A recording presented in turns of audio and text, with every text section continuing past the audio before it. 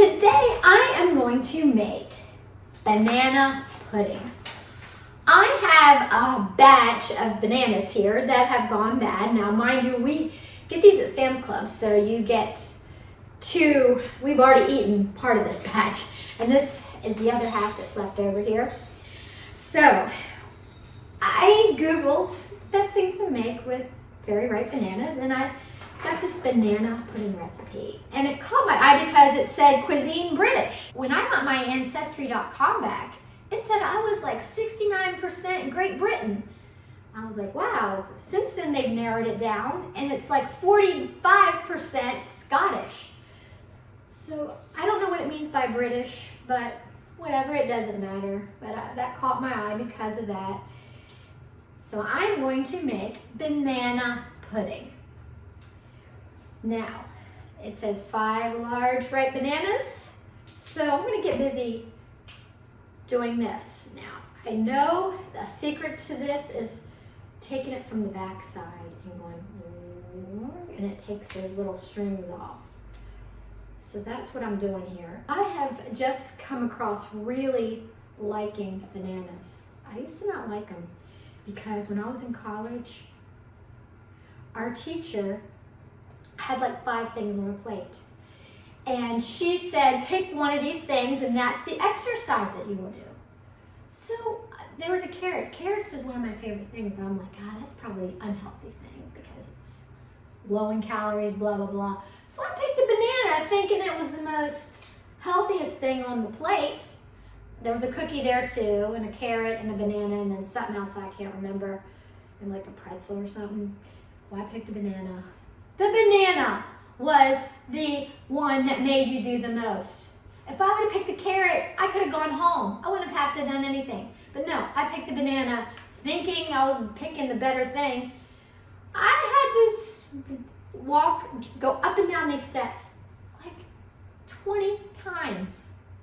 Oh, I was so upset. So that really made me not want to eat bananas until maybe a month ago. Because I feel better after I eat a banana. Sometimes I'll have a headache and I'll eat a banana and that headache will go away. But here we have our bananas. And let's see what we got next on the recipe. Okay, I have already preheated the oven, and what I think is so cool about this recipe is it has it in Celsius. I'm like 100 degrees Celsius. I have no idea, but that's what's cool about this being British. It's really from someone over on that side of the world. You can even tell by castor sugar. We don't even have castor sugar here. But it says to preheat the oven to 180 degrees Celsius. But they were so kind enough to put 355 degrees Fahrenheit, because I only know the Fahrenheit stuff.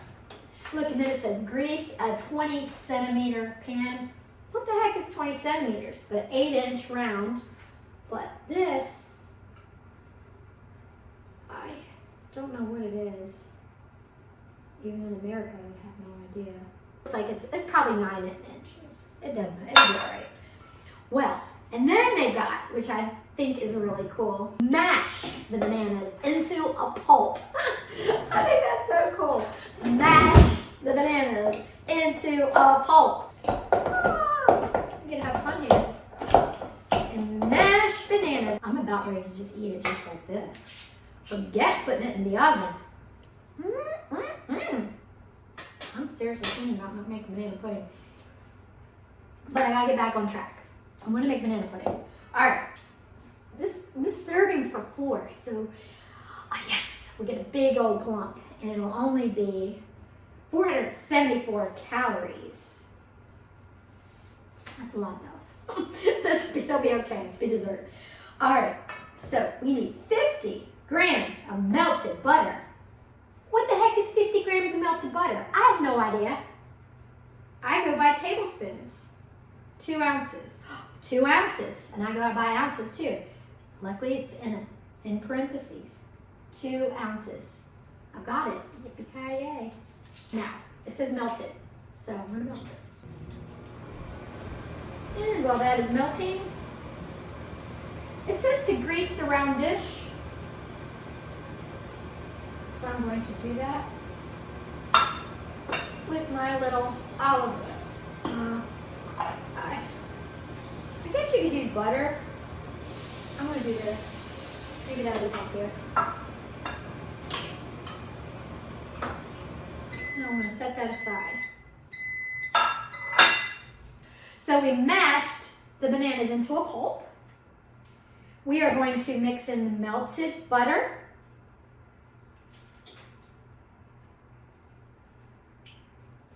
the vanilla extract, 1 tablespoon,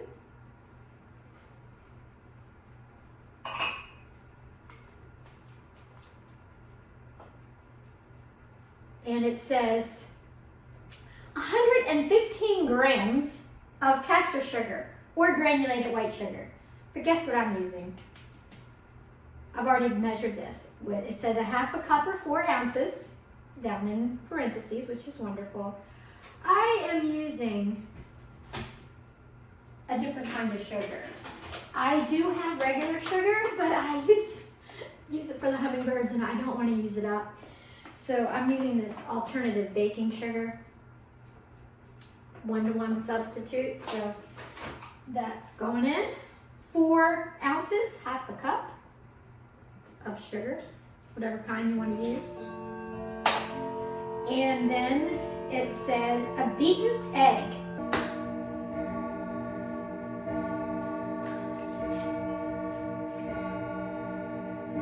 We're going to beat this egg. And we'll pour that in.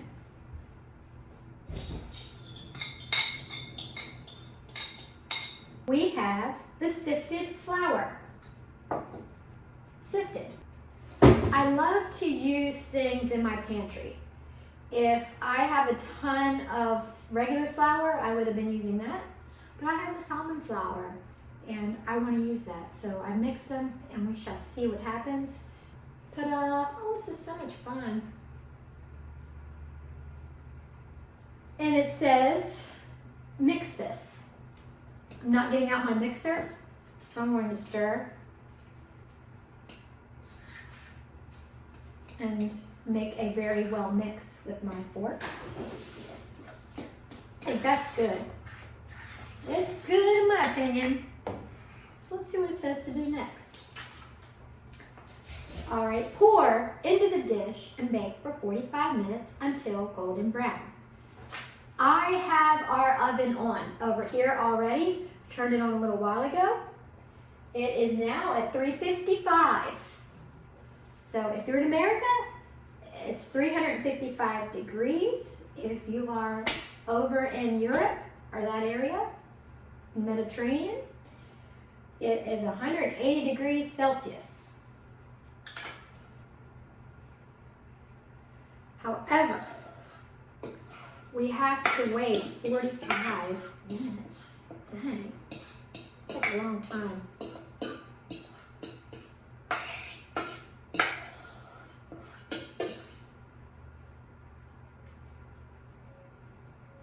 Wow, this is so beautiful.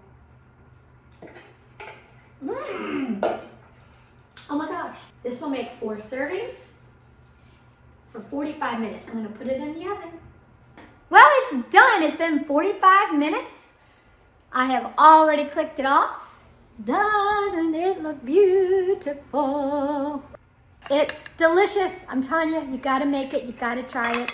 Even the almond flour works with it.